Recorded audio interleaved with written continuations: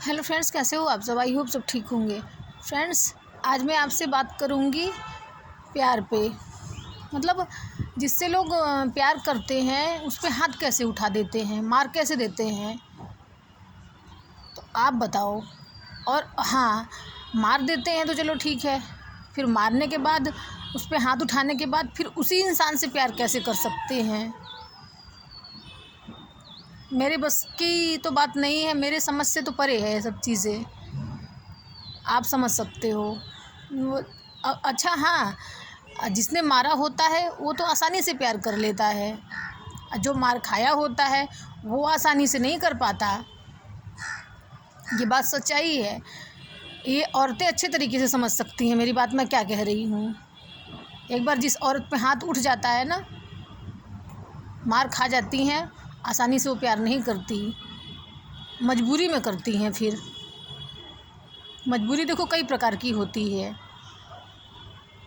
एक तो उनके पास पैसे नहीं है, एक मजबूरी ये है।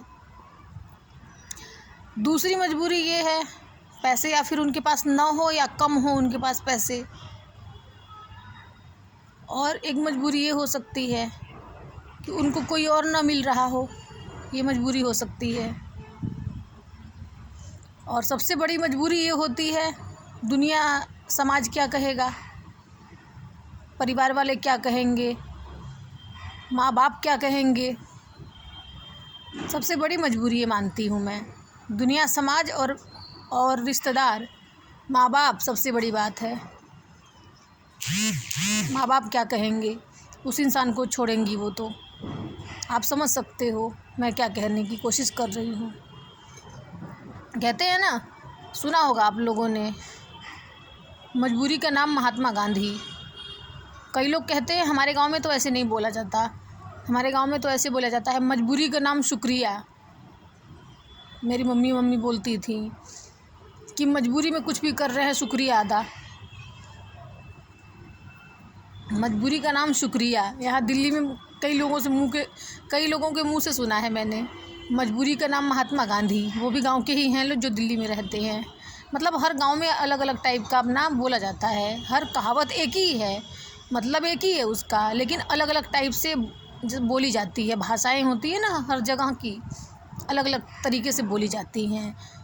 तो मेरा ये सवाल था आप लोगों से कि जिस इंसान को आप प्यार करते हो उस पे हाथ कैसे उठा सकते हो, और जिस इंसान पे हाथ उठा देते हो उस इंसान से प्यार कैसे कर सकते हो आप। कुछ समझ में आ रही है बात मेरी।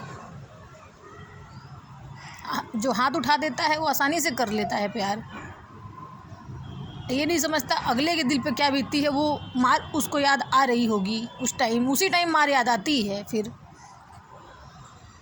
मार, बेइज्जती, लड़ाई झगड़े उसी टाइम याद आते हैं। फिर सब कुछ, बेवफाई, मार, लड़ाई झगड़े सब याद आते हैं प्यार करते टाइम ही। समझ में आई बात। तो इसलिए अपने शब्दों से किसी का दिल न दुखाएं। जो आपके साथ बुरा करता है उसको मुंह तोड़ जवाब दें, बर्दाश्त ना करें। बर्दाश्त करने की भी सीमा होती है, एक सीमा तक बर्दाश्त करें। मैं आपको सिखा रही हूँ ना कि कितनी हद तक बर्दाश्त करना है।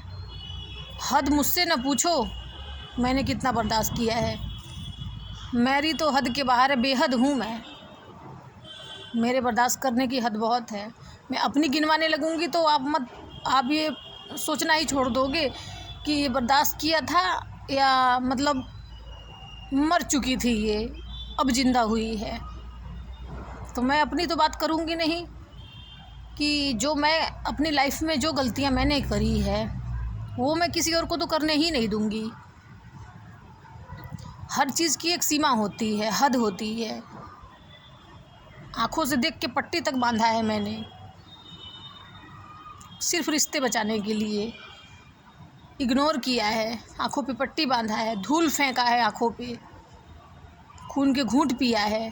तो मेरी तो बराबरी कोई कर ही नहीं सकता। तो मेरी तो पूछना ही मत कि आपने कितना बर्दाश्त किया है। तो मैं अपनी बात ही नहीं करूँगी। जस्ट मैं ये कहना चाहती हूँ बस आप लोगों से कि बर्दाश्त करने की एक सीमा बनाना, हद बनाना, दायरा बनाना। जैसे हर जगह जाने के लिए एक बॉर्डर होता है, दायरा होता है, दूसरे मुल्क जाने के लिए जैसे बॉर्डर, सीमा, दायरा होता है, वैसे ही एक दायरा अपनी ज़िंदगी में भी आप लोग बनाना। देख लेना आपके सेल्फ रिस्पेक्ट पे आ रही है बात, तब तो आवाज़ उठाना तो बनता ही है। तो यही कहना चाहती हूँ फ्रेंड्स, मजबूरी इंसान से क्या ना करवाए। कभी कभी मजबूरी में इंसान अपना सेल्फ रिस्पेक्ट भी खो देता है, लेकिन आप लोग मत खोना। मैं तो यही कहूँगी आपसे, अपना आत्मसम्मान कभी न खोना। आई होप मेरी बात आप लोगों को समझ में आ गई होगी अच्छे से। जो मुझे जानते हैं उनको तो और अच्छे से समझ में आ गई होगी। जो नहीं जानते, चलो उनकी बात अलग है, बात ही अलग है, वो नहीं समझेंगे पूरी बात मेरी। जो समझ गए होंगे, जो मुझे जानते हैं अच्छे तरीके से, वो तो समझ ही चुके होंगे मैं क्या कहने की कोशिश कर रही हूँ। Okay, bye.